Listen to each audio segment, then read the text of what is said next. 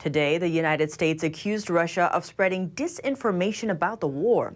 At a UN meeting, a U.S. ambassador denied accusations that U.S. and Ukraine were developing biological weapons and condemned China for supporting Russia's claims.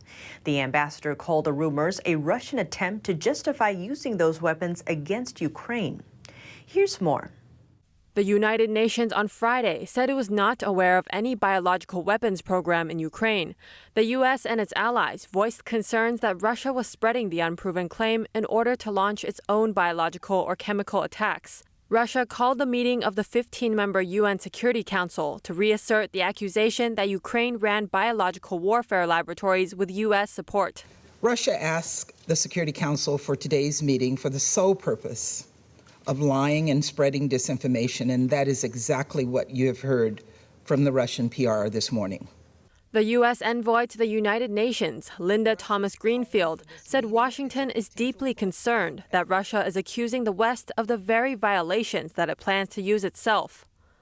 Last month, Secretary Blinken laid out with tragic accuracy what Russia was about to do. He specifically warned that Russia would manufacture a pretext for attack and even cautioned that Russia would fabricate allegations about chemical or biological weapons to justify its own violent attacks against the Ukrainian people. She adds that China has also been spreading disinformation in support of Russia's claims. Chinese state-run media featured headlines such as Russia reveals evidence of U.S.-funded bioprogram in Ukraine, and China urges U.S. to disclose more details about biolabs in Ukraine. I will say this once.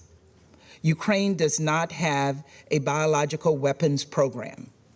There are no Ukrainian biological weapons laboratories supported by the United States, not near Russia's border or anywhere. UN Security Council members rejected Russia's assertions as a lie and utter nonsense. They used the session to amplify accusations that Russia has deliberately targeted and killed hundreds of civilians in its invasion.